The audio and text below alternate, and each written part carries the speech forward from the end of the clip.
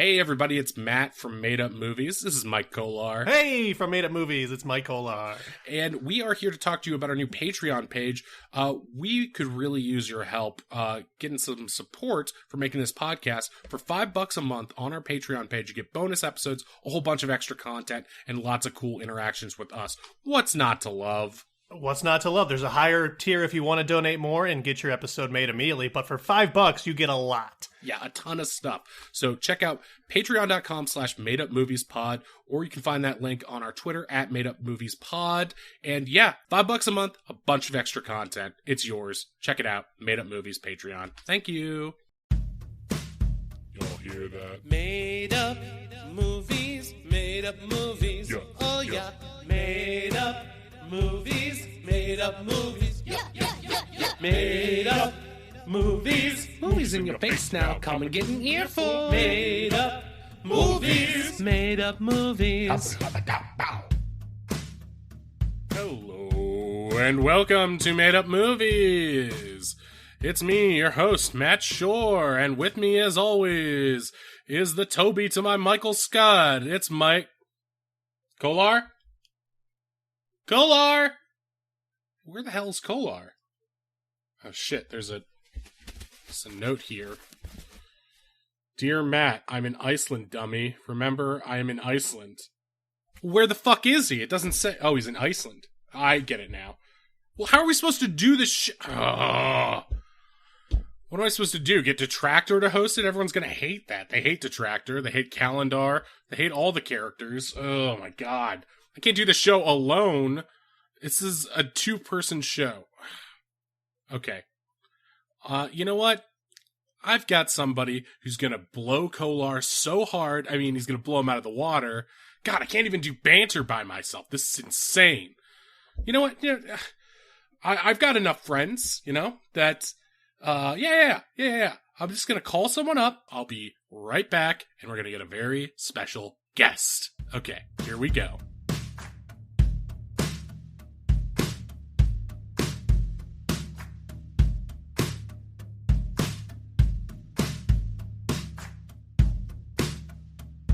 We have a very special guest this week since Kolar thinks he's too good for the show. He's Mr. Iceland all of a sudden.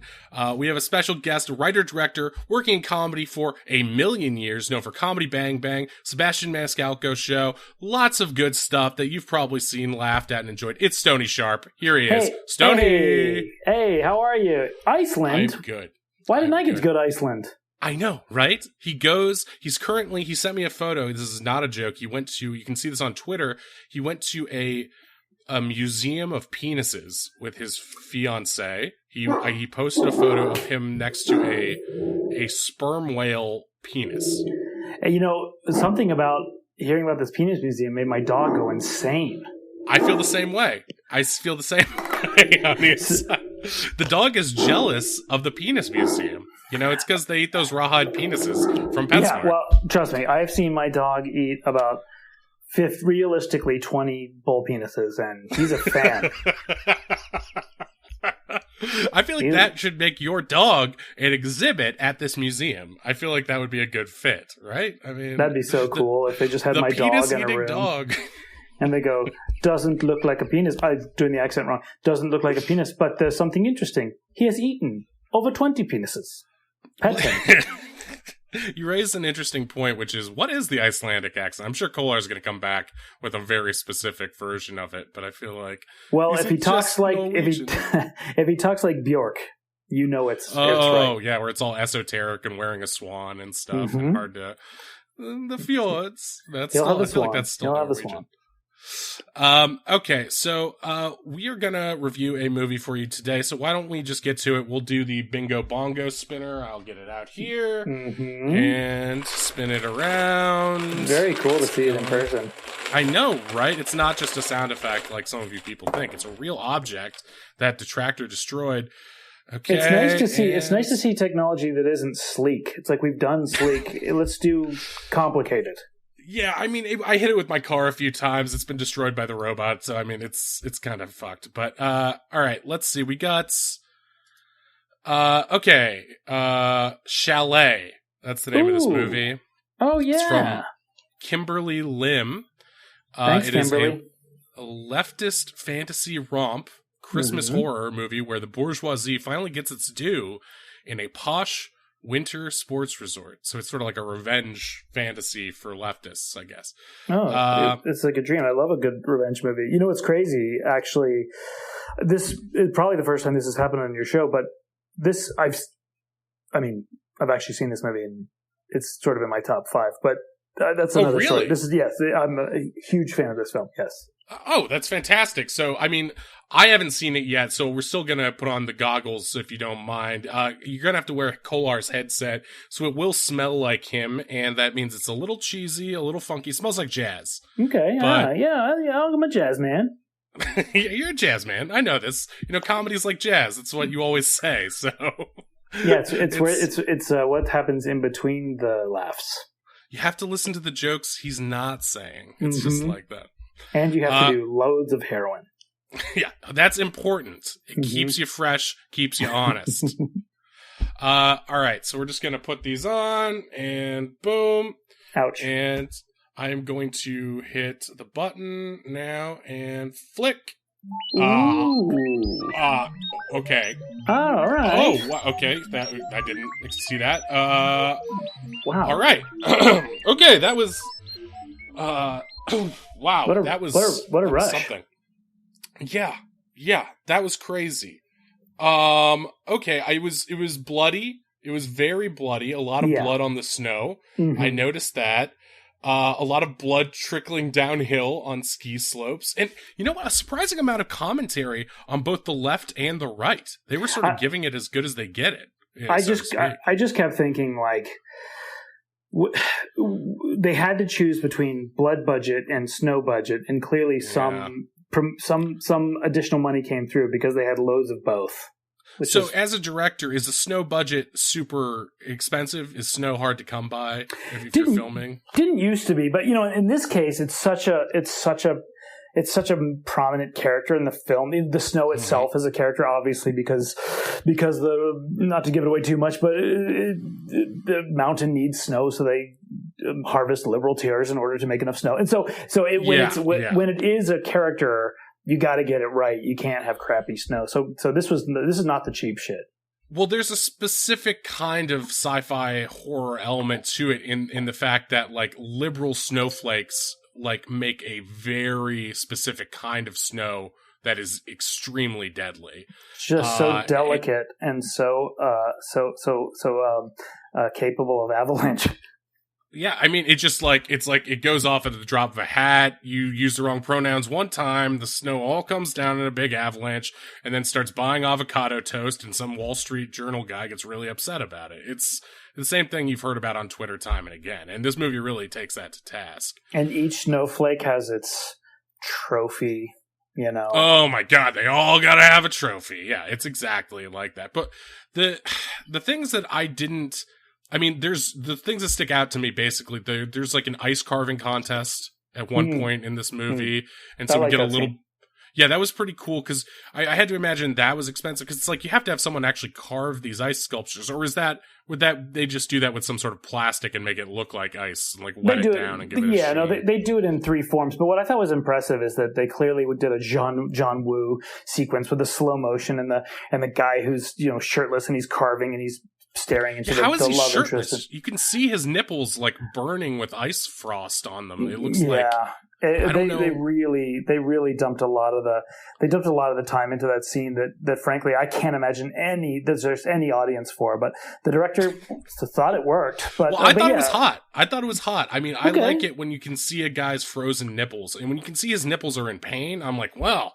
You don't get to see that in movie. This is like the kind of stuff that's the kind of raw sexuality, the kind of Icelandic sexuality that I feel like Kolar is engaging in right now. And you know what's funny is that the whole time it's suggesting that he's carving her curves, and he's doing a sort of almost like a Titanic reference to yes, that's exactly what I was thinking. It's like to make her sculpt me wearing this and only this. But then the reveal. He's actually spelled out the words, "Why must there be war?" was a little bit of a curveball. Yeah. But I guess it makes sense. Well, I guess that's what he was. He was sculpting a curveball. It wasn't her curves. It was a curveball. That's interesting. It's that's clever. a really good point. See, And that's why it had a giant ball of ice behind it, carved like a baseball. That makes sense. I did get that before. And there was of course like one super Republican dude who was like carving out like what he described in his description. It just looked like a giant demon, and he described it as the liberal agenda was the name of it, and it just like loomed over a tiny American flag that was like struggling to hang on. And it was spelled wrong, and I don't know if that was a continuity accent or if they intended on doing that. That was a mistake, I think. I don't think they meant to do that. It might have just been a prop guy who was just like, they don't always get it right. They get the ideas right, but and also, I'm from Hollywood. I'm certainly left of center, but the point of view of this movie was clearly skewed from a liberal standpoint, because all of the Republican characters had curly mustaches, regardless of gender, and that same kind of villain laugh, which was. That's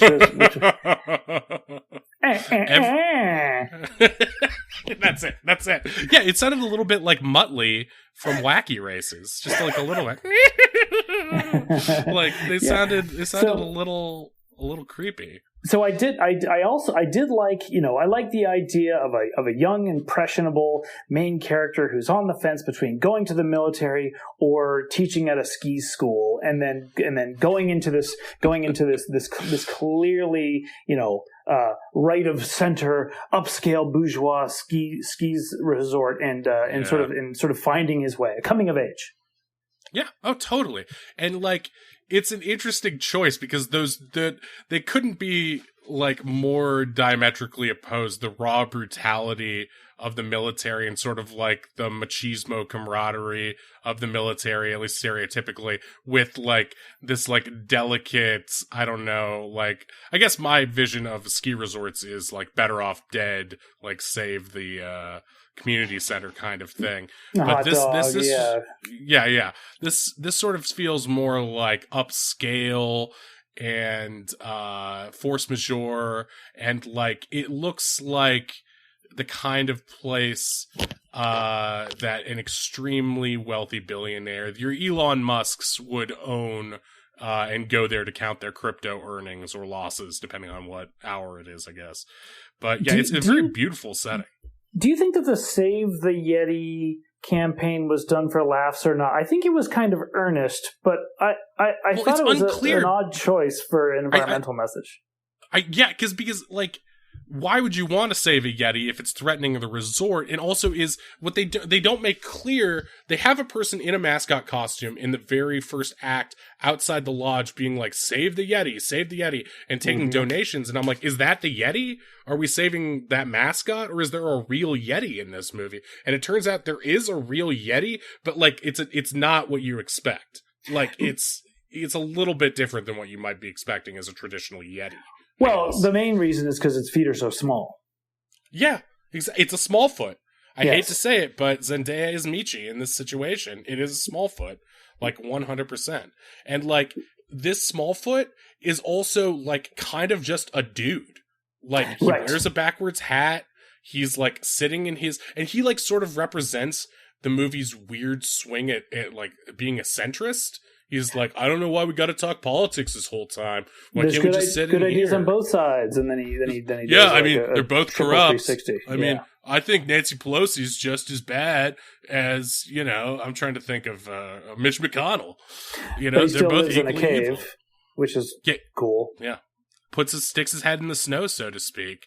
But like, yeah, I guess the main thrust we should probably get into of like what this movie is about is that they sort of get. This guy who's trying to decide whether he wants to be in the military or not, he has like firearms experience. He has like basic combat training because his dad was like very much a military bro, so to speak. And his mom, he's sort of like the love child of a military fascist and it's a Dharma and Greg situation if Greg was more gruff. Right. And he's the product. It begins with a very strange cold open with he's in he's in Arizona, which famously has no snow. In fact, I think that's what they're known for. It's like, I thought this was a snow movie, and it's like you get there and it's just like pure desert. You're like, what the fuck's going on? And then his dad is saying, once again, if you can beat me in a physical challenge, I will love you. Which is something we've all gone through with our dads at some point or another. I mean, Kolar's dad is a famous archaeologist who often goes into temples of doom and steals idols. And one time he said to Kolar, steal this idol and make sure the boulder doesn't hit you. And if you do, I will love you. And for me, it was, I had to do ham radio or else my dad wouldn't love me. But no one likes ham radio. So that was, I sort of had to do the trade-off there. It'd be a bummer is if you thought Kolar was in Iceland and then you went into that cave and then you put your hand in the light and Spike shot out and Kolar was like, his skeleton was stuck. No, see, that's what I don't want. I don't want Kolar to die, okay? I've said this from, I want him to have a fun time with his whale penises and his fiance and, enjoy the northern lights or the Icelandic Reykjavik snow blizzards. Oh my God. What if we're describing... escape the cave of dad love. Escape the cave. The Cave of Dad Love would be a great name for our album if we're going to put this garage band together. I think you should. The Cave of Dad Love. I'm just realizing now that we didn't. You told me you had a story you wanted to tell. I forgot I skipped over it earlier. But do we want to mention how we met briefly? It's kind of a weird story and a weird sketch. Sure. Just as an aside, real quick. So you were directing a comedy sketch for College Humor that I was very briefly in, called Wings of a Dragon, which was a product of another. It's sort of the love child of two Hollywood legends. Nick Offerman and Megan Mullally, right? Yeah, exactly. Who might know as Ron Swanson and I forget Megan's character on Will and Grace, but they're two Hollywood legends in their own right, and so we were. They're also married and very in love. Very, very touchy-feely in love. Yes, that's something. Absolutely. It's actually kind of aspirational in a way. It's like, they do like dumb comedy all day, and then they just have, I assume, wild, uproarious sex at night because it seems like they are very passionately PDA in love. They would be the first to tell you that that's true. And I remember distinctly on set, I said, small talk, and I was like, Nick, I know you're a woodworker and I dabble but I don't know that much. I mean, you're a professional. Like, what do you think it would take for me to be able to make my own canoe? And without patronizing me, he goes, Stoney, a lot of people think that building a canoe is the very pinnacle of mastering woodwork. So maybe you should start with something else. Did he tell you that, or were you there? I know you were there on set, but I wasn't sure if you were there at the time, that he regaled everyone with the story of how he lost his virginity? No, I didn't see that. I feel like you were inside the interior of the set, and we were out back by the. I mean, there's a lot of crazy stuff that happened, or just crazy to me, maybe personally. But he told everyone that this is a canoe story. He lost his virginity, I think, in a canoe with his childhood love, who was this girl. Oh, that's nice. He painted a very picturesque scene. I couldn't tell if he was like doing. Like this is all fresh because he had just like written his book or was working on his book or something. But he was like, he's like, she painted her as it's sort of related to this because she was like an extremely conservative Republican from a conservative family, and he said that every day she and him would pray have God give them the strength not to fuck each other. But he never gave them that strength. No, didn't pray hard enough. He didn't pray hard enough. But like he like it was such a I don't know if he's just like one of those guys who like wants to see what's the craziest thing he could say with people. He's like they'll just they'll listen to anything I say. But he seemed very open about all that stuff. Well, yeah, he told me. I told him that my dream movie to direct would be Blood Meridian, and he told me that his dream role to star in would be the judge in Blood Meridian. And I said, are you sure about that? There's a lot of nudity. And he goes, Stoney, you don't know me very well if you say that. I go, okay. Yeah, because you don't think of Ron Swanson wants to get naked, but he's not Ron Swanson. He's Nick Offerman, and he wants to get naked. He wants to get naked. So let me tell you a crazy thing that happened just after your scene, actually. It was just after your scene. It was when we moved from the front of the bar to the back of the bar, and we were going to shoot the Megan Mullally coverage, right? So yes, it's in this bar called Tin Horn Flats, I think, which was the center of the anti-masking protest here in Los Angeles during during the pandemic, where the owner said I refuse to close down or wear a mask. Really? Yes, so he got to pout as hard as he wanted all by himself in his open bar. Holy shit. So I'm in the room getting ready for the next scene, and this old dude, I see him from a distance, comes in, and then a PA stops him. No, sorry, sir, we're shooting today. You can't come in. 10 a.m. Sure. He goes, and then he tries to come back in again. He goes, "Come on, man, I'm a regular. Let me in. I just want to get a drink." And the PA goes, "I'm so sorry. We're shooting today. You can't come in." And he goes, "Fine." And he kind of looks at me and he throws his hands up and he walks out. And then he immediately storms back into the center of the bar and goes, "I'm Peter Fonda, all right?" And then walks out. What? And it was Peter Fonda. What? Yes. It was Peter Fonda. He just goes, "I'm Peter Fonda, all right?" And then he just strode off down the sidewalk. It was crazy. And you know, when you're directing something that's a low budget music video, it's going to be 16 hours and it's going to be chaos. So this just has to be one of the little moments that happens during your roller coaster of a day. Wait, let's unpack this a lot, because Peter Fonda's a Hollywood legend. Yes. More so than anyone you were directing in this video, who were stars in their own right. And oh my God. Maybe one of the most famous people I've ever seen. And that's saying something. And this is like, and you're on the clock too. So again, you're in the middle of this thing. So you don't really have time to process this now. You have to be okay, so that's Peter Fonda. All right, back to doing, because that's like what directing is, right? You're just okay, I got to solve a million problems. One of them is just Peter Fonda sticking his head in here and wanting to get involved. It's do the prep work, answer questions quickly, be right 85% of the time. Right, and if something goes wrong, have the fastest solution that also works and makes everyone happy. And also pretend, because how much of directing is acting like, "Oh yeah, that's no problem. That's no problem. I'm going insane inside, but that's no problem. We got that. That's fine." When you first start, it's like that. When now that I've been doing it for so long, I'm like, "Well, this is going to be bad." And they go, "Really?" And I go, "Yes." And I go, "Is there anything we can do about it?" I go, "Yes, more time, or this person here instead, or I give them options." And they go, "Oh, okay, more time." I go, "Okay, now it's going to be okay." So that's just the keep it all inside is a rookie mistake move, or maybe just like wanting to purport. And now you're more just like Mr. Cool about it. Like, here's the facts, here's brass tacks, here's what we can do. I've just done it for so long that now I see through the Matrix code. I've seen it all. I've seen all the crazy shit.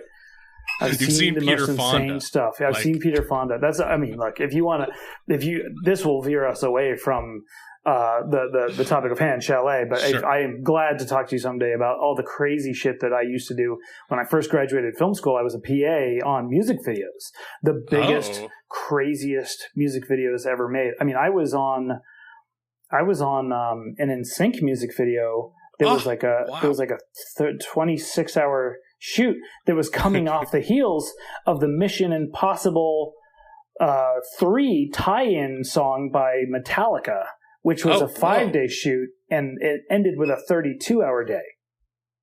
So you're going back to back and just exhausted. Oh yeah. And PA work, for anyone who doesn't know, is like maybe the least. I mean, working behind the scenes as opposed to being on camera, it's very difficult. And especially for people who are in the crew are just like have backbreaking jobs and work really long hours.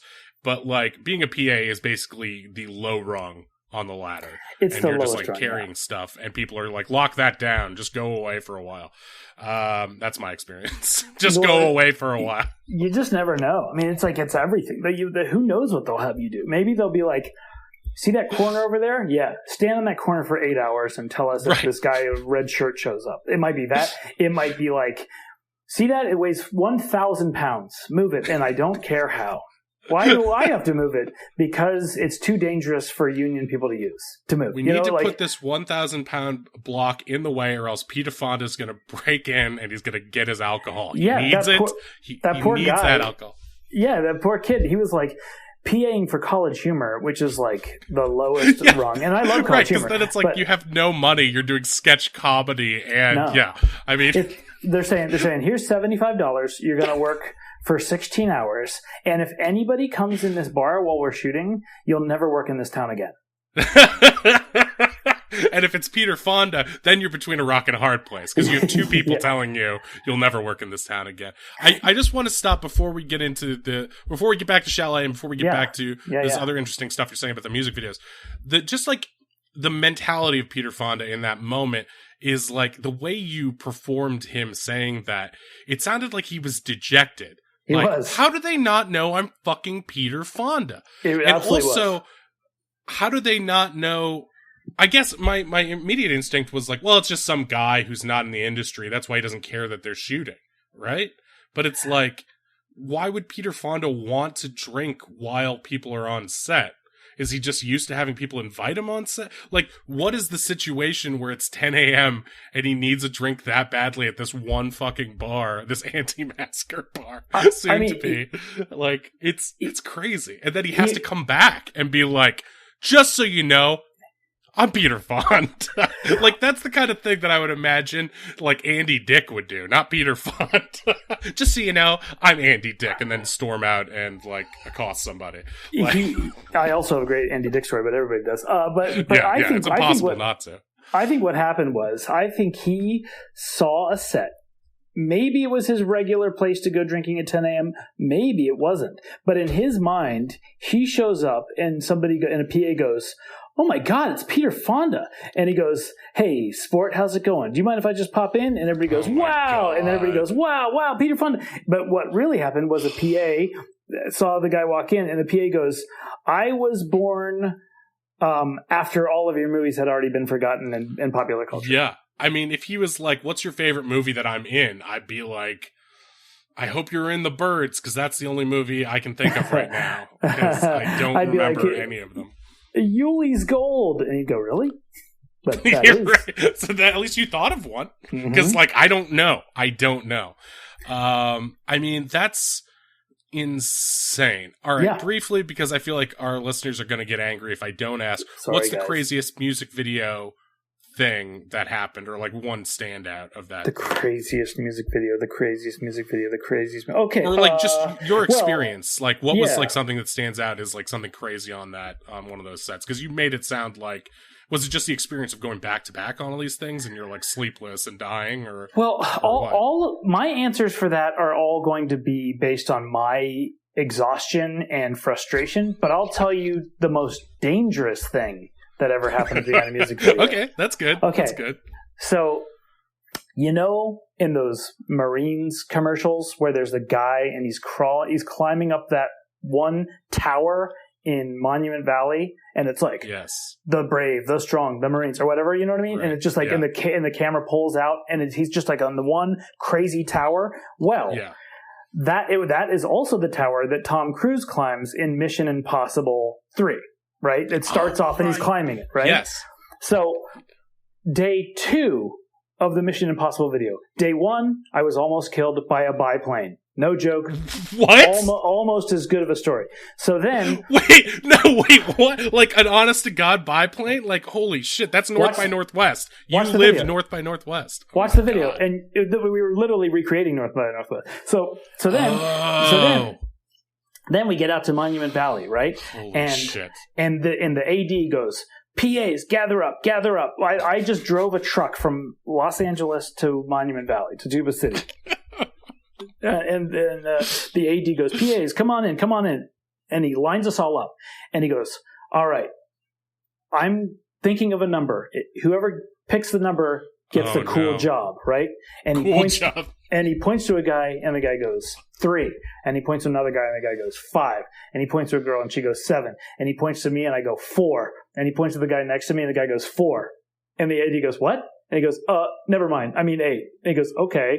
and then points to the next guy, and the guy goes 10. And then the AD goes, well, it was 4. So why Stoney did he keep won. going? Because it's just like, it's weird that the guy picked 4 after the guy picked 4. So that doesn't make any sense. I mean, that guy makes no sense. I don't understand why he kept. If someone got it, I don't. Oh well, who else? He just had a frustrated face, like, I'm not good saying things out loud in public. So then he goes, okay, Stoney, you want a cool job? And I said, is it taking a nap? And he goes, no. Get in that helicopter over there with Metallica. No. You got to ride to the top. You have to fly to the top of that tower and make sure that everything's good up there. And I said, what does that entail? And he goes, I don't know. You'll know when you get up there. So I get in a helicopter. I'm not fancy. I'm also not. I don't know Metallica that well. So I'm flying with Metallica. That's the worst, right? Because I have that experience with 311 as well. Yeah. I'm like dancing with 311, talking to them between 6, and I'm like, boy, your songs sure are good. And like later I had to like look up and remind myself. I'm like, oh yeah, Amber, I like this song. But like, at the time I'm like, I don't know what I'm doing. All right, I love 311. I got a crazy 311 story. Anyway, So then we land on top of this mountain, right? And the wind is whipping across, and Metallica, what's his name? Lars is going like, what's going on, man? Whining. Come on, man. We're going to die up here. What's the point of this? What are we doing? And they look at me and they go, Stoney, duck down behind that rock. And I just am like flat on an area that is the size of a house, right? And on the edges of this house-shaped blob is a 1,400-foot drop straight down, a vertical 1,400? Holy shit. Yes. And so there's this guy. There's 2 kinds of PAs. There's the hardworking PAs, and then there's the must-hire PAs. And the must-hire PAs are somebody's friend or somebody's drug dealer. And in this case, it's, I think, somebody's drug dealer. And he keeps calling me Arrebadajo, which I don't know what that means. But he's like, Arrebadajo, come with me. Arrebadajo, come with me. And I'm like, okay. And he jumps. And just doing Simon Says, I just happened to jump right where he jumped. And as I'm in the air, I look down and I'm jumping over a 3-foot crack that goes 1,400 feet straight down.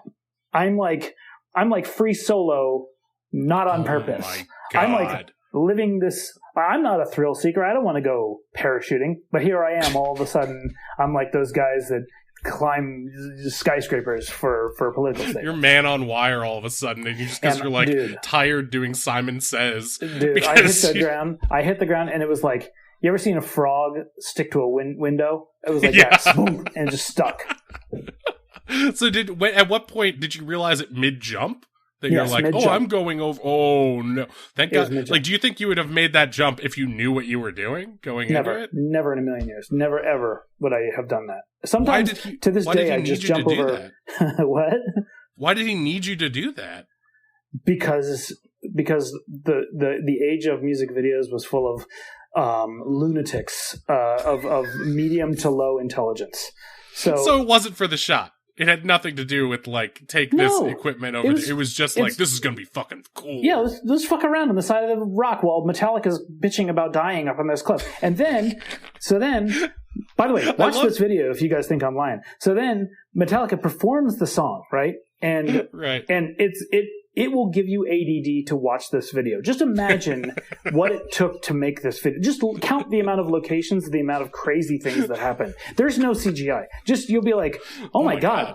They recreated Bullet and North by Northwest, and they blew up a skyscraper, and they flew to the top of this rock, and they did a scene with like what appears to be 500 extras.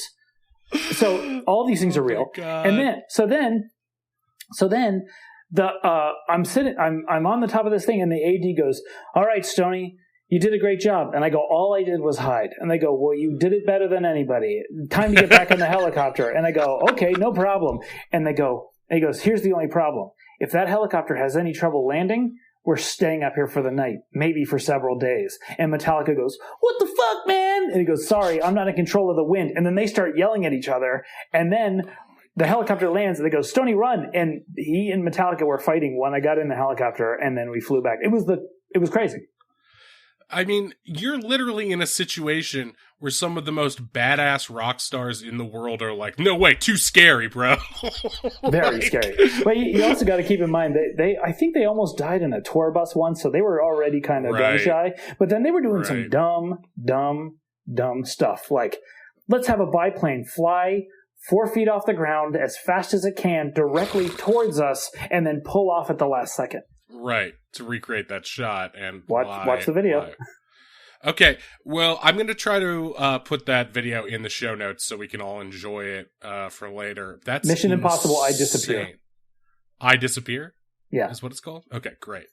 That's crazy. That is some wild shit right there. Oh, yeah. I was going to try to Hollywood story it up too, but my story was just that my now deceased friend, who I miss very dearly, was apparently related to Nick Offerman, and I had a long stalk. I had a long stalk with him outside his car. I had a long talk with him where I realized that they had the same eyebrows, and my friend Ryan had told me that, you know, I'm sort of like estranged related to him. And so like 7 a.m. while we're all getting changed, I'm like, I think you're related to my friend Ryan. And he's like, oh, let me tell you the full story of how he told me the full story of why Ryan's side of the family was like estranged due to like some beef with their grandmother. And I'm like, it's 7 a.m. I can't process this. And I'm talking to Ron Swanson right now. Like, this is crazy. But like, yeah, he was very open and honest, and the canoe story and all that stuff. But this is all neither here nor there, but that is crazy. As you can tell, I'm going to say right now, if you were a podcast person, have Stoney on your podcast. This is some of the best stories I've ever heard. And the episode of you on Podcast The Ride, when you're talking about growing up in Florida and the crazy neighbors and all that stuff, that's one of my favorite episodes of that show. Wow, thanks. It's really, really good. But we're not here to jack you off. We're here to talk about Chalet. Okay? What? So let's talk Chalet. That's okay. We can do both. I mean, there are some sexual scenes in Chalet. I will say that there are some sexy scenes. Now, you said you actually really liked this movie. You'd seen it once before, which is impressive because it's from the other dimension. So it's clear you're kind of a film buff across both dimensions. Massive film buff. And you know, and the thing is, I generally don't like films about snow because they make me feel cold, and the only exceptions to that are The Thing, John Carpenter's The Thing, my favorite, and Chalet, and I love Chalet. It feels two very equally great films, really. perfectly fantastic films. And Chalet surprisingly gorier than The Thing. But I don't understand how that was possible. But I guess, I mean, they're both using a lot of practical effects, which I appreciate. I saw someone on Twitter claim that The Thing was overrated the other day, and it really raised my dander a little, because I stand that movie pretty hard. I don't know how you feel about that. Also for a complete box office failure, I don't know exactly what they meant by overrated. I think the whole storyline is supposed to be significantly underrated. But what do we know? Yeah, I don't know. I feel like they meant like of horror fans online. People are always going on and on about it. Maybe it's different when you're talking Twitter stuff. Their perspective is a little bit different. Well, fortunately, we're living in a time when everybody's the smartest person in the entire world, and everybody knows everything, and everything sucks. So, but one thing that I thought was interesting, you mentioned practical effects. You can see the moment. Clearly, they shot this film in script order, and in the film as it went along appeared to be running out of budget, because all of the practical effects in the beginning are really good, just astounding. And by the end, when that guy gets his hand cut off by the snowblower, and they you just see somebody empty a packet of hot dogs on the ground. Yeah, what was the deal with that? Like, they didn't even, like, draw a fingernail on the hot dogs. No, that was then he just holds his hand and he goes, and then you see someone squirting a ketchup bottle onto his hand, which is just a balled up fist. That's the last scene. Was this from craft services? Did they just, like, cart this over and, like, bring, like, what was going on with that? That was so weird. It's like, why not just cut this scene? It's not important. This wasn't a main character. It was completely, it wasn't even a satisfying revenge moment. It was the best friend character after the movie had already wrapped up. And he says, well, guys, I can't wait to see you all after college. Leans into the snowblower. Hands, just his hot dog accidentally. fingers fall off. And then And then it freeze frames and just talks about how well he did in college. It doesn't even mention the hot dogs. Yeah, what? It totally unearned Animal House ending. It's like, and he went off to be the most famous one-handed quarterback in sports history. And it's like, what the fuck? And he was the only one that had a freeze frame. And he wasn't even a main character. He was just the best friend. It was very weird. Why did they use "Semi-Charmed Life" as the song for that? It was totally inappropriate. It didn't make any thematic sense. There's a lot of questionable choices. Because you know what's funny is if they hadn't paid for that song, they probably could have got a halfway decent. If they hadn't paid for that track, they probably could have got a halfway decent fake hand. Yeah, but they were just so passionate about it. They were just like, we need this song. It's important to me. And they obviously had to buy the song in post, so they had the money or they got the money. Something. I don't know. Something happened in that. I don't know why they were. It was almost like, if I had to guess, it might be less of a budgetary thing and more of the director, if it was going in script order, of a fuck you to the studio at some point. Oh, that's being smart. Like, too many notes. Okay, you think the movie's too dumb now? You think you don't like the way it's going? Here, how about this scene? It's like, because it almost felt like a fuck you for watching this kind of thing. That's interesting, because a lot of times a studio note you'll get is kill off a main character to garner sympathy. And so maybe that was just the way that the director handled that. Also, instead of the first act, he decided he's going to do it at the very end, right before the cut to credits. Also, it's the last line in the movie when he looks at the camera and he goes, "Not again." How could this have happened before? Right, you don't grow, even in this universe, you don't grow back fingers. It's very strange. Unless that's like something they don't explain, some sort of Yeti power, because he does get bitten by a Yeti earlier. I don't understand. He does get bit on the ear, but it's almost a sensual bite. It's gentle, because it's like the Yeti is, again, a very chill guy, and he just sort of wraps himself around him, and he just bites the best friend's character, his ear, very gently, and he's like, so, are we going to get into any mischief later? And it just seems like he wants to fuck the main characters really bad. Right, like, that's again, what's so strange. Scary. What's so strange is that he goes so sultry to our main character, so are we going to get up to any mischief later? And our main character goes, probably not, I have to work early tomorrow. And then the Yeti gently bites the best friend on the ear, and it doesn't pay off. I mean, you could have at least had the Yeti pop back up and eat the hot dogs at the end. Or roasting them as like a post credits. It's like, now that's the kind of fingers I like. The only reason that I'm focusing on this is because what I like to say is only a great film is worthy of criticism. So that's why I'm fixating on this particular thing, because it was. Overall, this is not a wackadoo movie that is wild, except for the, curly, mustache thing. That's a little strange. But overall, it's played pretty straight, except for this one best friend character. There are well, you're fixating on these moments because those are the three standout things that are like the most. It's like this ending, the way they handle the Yeti, and the mustaches in general as just a device or a trope or something like that. And it's like, are they trying to do like a Zombievers or Velocipaster tongue in cheek? But no, the rest of the movie is pretty straight. It's pretty much like what you would expect a violent slash. I mean, we should get into how the actual plot unravels. So basically, so our main guy, his name is Trevor. He's like, he's the guy with the military dad and the hippy dippy mom. He's like, which path in life should I choose? Should I, live a life of like luxury in this like posh estate or a ski resort, or should I get into the military like my dad? And so he's sort of like testing out the resort as a possible career path. And because his friend is there, who's like this guy who gets his fingers, blown off in the end, his hot dog fingers.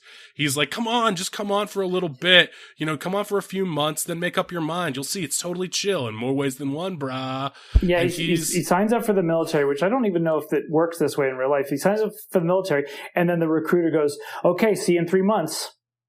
Yeah, it's weird. So they go, what does that mean? He goes, yeah, you just get your willies out before you get in the military. We give you 3 months. Do whatever you want. Exactly. It's like an early shore leave type thing, or a Rumspringa for military. It's like a Rumspringa for military. Yeah. Which do they do that? I don't think they do that in real life. Do they? I'm sure they do. I'm sure I'll talk to my military friends and ask them. So before you went to into basic training, they're like, okay, go out and fuck and drink as much as you can because you're gonna need to get that shit out of the way. Become the worst version of yourself before we make you the best. We're gonna give you so much saltpeter once you get in here. I mean, yeah, it felt weird. It felt like this was just a common thing that we should all know because maybe this is all tongue in cheek. Maybe that's the whole thing, and maybe the director was furious that the studio didn't get what he was going for because like the recruiter specifically says it's like, okay, you got your 3 months. Are you going to go to the beach resort, the ski resort? You know, which of these normal choices are you going to go to? And he's like, ski resort, I guess. But even he seemed confused by that. It was very strange. He goes, my mom is not a materialistic person. She said that I should go to the place where the everyman goes. And they said, well, then in that case, you should go to a high-end ski resort. Yeah, exactly. This is the kind of place where down on their luck, plucky teens go and hang out next to the richest people on the planet. It doesn't track. It doesn't make perfect sense. I think so. If the overall idea is once he gets there, right, the evil ski lodge owner doesn't care about climate change because he's got this process for inventing snow using liberal tears, right? But yet somehow the rebellious towny ski people, I don't think that the director knew that they still come across as pretty wealthy and privileged. And bougie. Yeah, that's the thing, is like, they're supposed to be the leftists, but they're like constantly like planning how they're going to rebel at like Pinkberry and stuff in like their like outdoor shopping area, but it's like enclosed and has heated lamps and stuff like that. It's like, wait, so even the leftists in this version are super wealthy and like they've got like patches on their bags and stuff, but they also have like the next generation iPhones and stuff. It was a little strange. They have the what appears to be very, very expensive coffee holders, and they all keep talking about how great their Google Glass are and how they thought it was kind of messed up that people made fun of Google Glass, which makes me think that maybe that was part of the funding. It had to be, because they are like the best friend character has Trevor's best friend has when they're trying to find the Yeti's cave, he uses the Google Glass like tactical predator vision to like find the only place where they can find shelter. And he's like, that has to be where the Yeti is hiding. Yeah, and there's that blinking signal in the upper left-hand screen through his point of view of the Google Glass that says life-saving. Yeah, exactly. And it's just like, and he like literally turns to Trevor and he's like, thank God we had this amazing Google product. I have to write up a review on Chrome later. And it was just like, what? And then he turns back to him, remember, and he goes, they don't look weird. Yeah, but unprompted. As if someone else had said that in a product review. He's like, they don't look weird. I have a lot of sex while wearing these, which I don't think is appropriate, by the way. I feel like you're scanning stuff that shouldn't be scanned and sending that to Google in that scenario. He goes, I was on the internet, and Akira Boss 1029 said these look weird, but they don't look weird. And he broke the fourth wall when he said that. Yeah, he's like looking directly at the camera. I guess it's probably hard to tell because we're wearing these fucking Google glasses. Yeah, I hate to say it, but so it was an interesting choice. I just put the pieces together now that this might have some of the funding might have come from Google. Maybe that also affected the budget in the end. Maybe he was angry at Google. I don't know, the director. I mean, because like it seems like he's not wearing the glass by the end. He's in the hot dog scene. He's definitely not wearing the glasses. But you know what? There's that scene that is clearly, come to think of it, it is clearly a riff where Trevor goes, you know what? Fuck these glasses. They don't work. And he threw them down. And at that point is when things start to the sound starts to be cheaper sounding. It seems like they stopped the color timing pass at that point.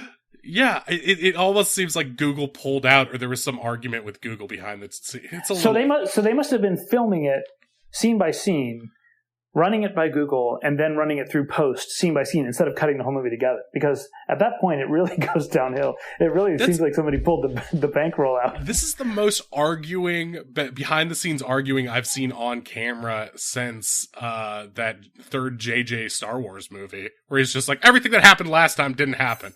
And it's just like two directors just arguing it. It's sort of, it has that vibe a little bit where you're like, can we just focus on the movie? I'm sure that's what the listeners are saying. Can you guys just focus on the movie, you Hollywood stuffed shirts?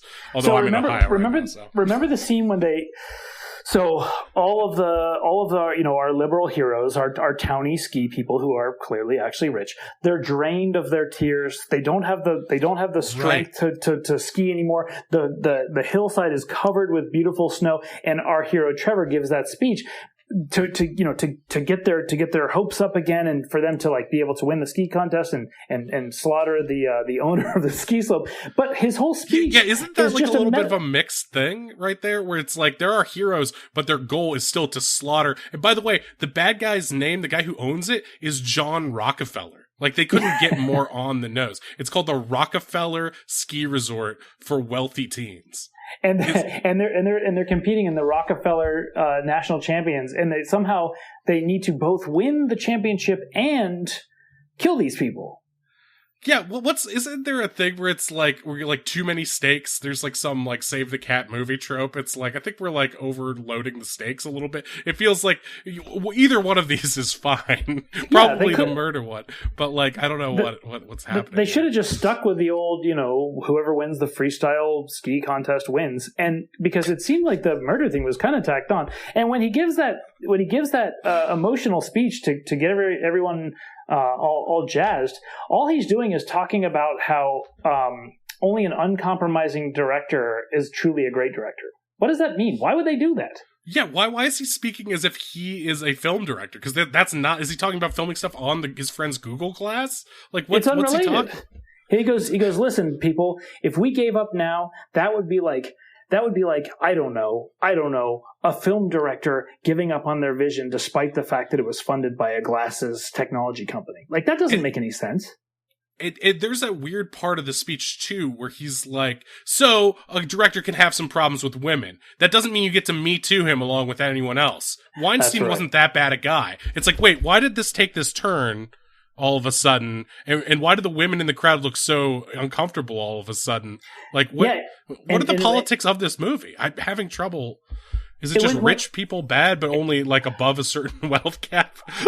like, okay, Maserati rich, bad, but like Audi rich, okay, that's fine. I think it's a perspective. I think this movie maybe has a perspective problem when I come to think of it, because when he says, and if this director had allegedly done anything bad, well, then I'm sorry, really hitting the finger quotes hard, and then they start slow clapping, and then they win the championship. Why does that inspire them? Am I not making a connection? Why does he say, I've always been more of a Bing guy anyway, Bing rules. And then stuff starts to get really wonky too. That's right before they throw the Google Glass. It's like, it's a little bit like, I'm beginning to think that Google might have tried to cancel him for some sort of sexual assault he might have committed. You know what? This movie is getting really because it's like, how are you that kind of guy behind the scenes and you're wagging a moral finger in front of it's very uncomfortable. It's a very straightforward skeleton of a movie. It's like the outsider, almost like a Western. The outsider comes into a new town and he finds a problem and he learns to be one of them and to help them, and they accomplish this thing, and they accomplish their goals, and they win their town back. That's pretty straightforward. Yeah. But it's clearly it sort of has a perspective issue where they're supposed to be hippies, but they're clearly very well off as well. I think the director had never met actual poor people, so he just thought like people poorer than me are poor. Do you know what I mean? He's like, but not like dirty poor. I don't want to actually be around. Say that. That's funny you say that, because there would be scenes that were like, that didn't make any sense, where they go, look at them up there eating their caviar, and here we are eating dirt, which is fine for us.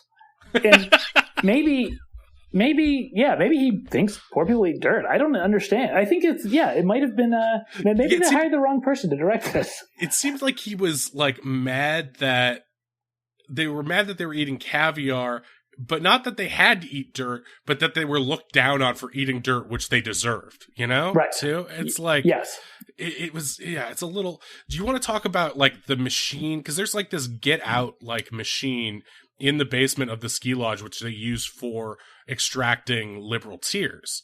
Right. And it's like, that's how he's like bleeding the townspeople dry, so to speak. He's turning the liberal tears into this ice, which is making people more bougie and making them grow these mustaches, which is kind of bizarre.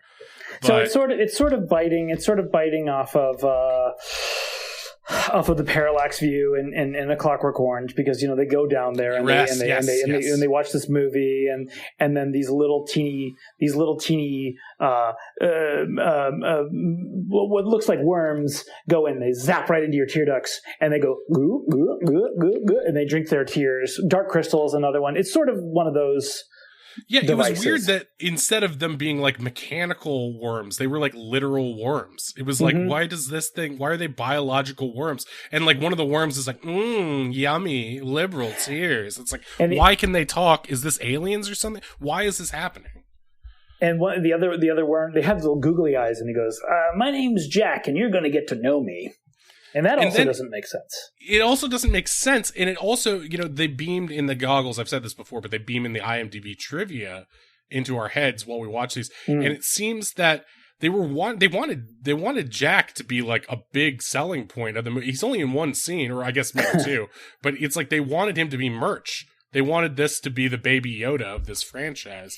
And it's like, why? He looks like a tapeworm with googly eyes. I mean, this is like, it looks almost like Forky merchandise in a weird way. And he's hurting people. He looks cute, but it's tonally off because it's playing like a Fulci movie, like, Zombie or House by the Cemetery or something like that. But like you said, they had the merch ready to go. They had the backpacks.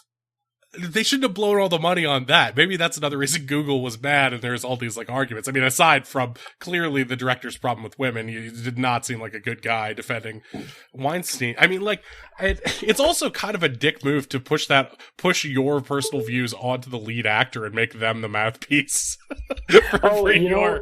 That's funny. I never even really thought of it. I never thought of it that way. But I mean, sometimes when the actor delivers those lines, he just does the biggest sigh in the world, and then he says them. Yeah, I almost heard like I'm not sure. This could be just me, like, Monday morning quarterbacking, but I thought I heard a gun cocking before certain takes of when he was giving the speech, almost like he was literally being forced at gunpoint to say what the director wanted. That's funny. Sometimes in what it looks like, I'm a pretty decent at lip reading, and they've ADR'd it to be a speech, but I think what he's saying is don't get nuts, or look, man, I'll do whatever you want, stuff like that. Yeah, exactly. It's like just give me my dog back, and we're square. Yeah, you don't have to do this. I'll do anything I want. Just give Fido back.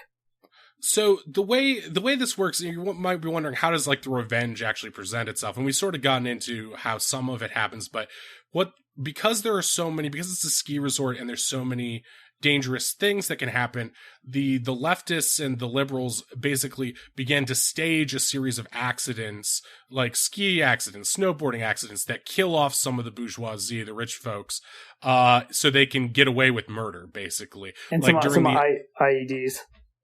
Yes. Wait, what? IEDs? Oh, yeah. Right.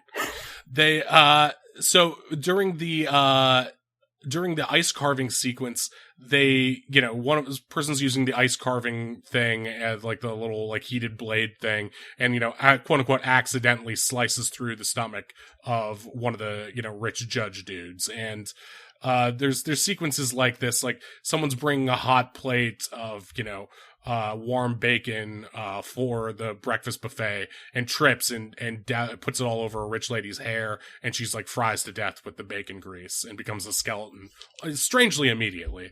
I thought that was cool. Yeah, it was kind of cool. I mean, that's one of those cool practical effects where it looks kind of like the face melting in Poltergeist, where you're like, "Whoa, I can't believe this is in this movie. That's bizarre." There were a couple of good. There were a couple of pretty awesome deaths, like the crypto bro that says, like,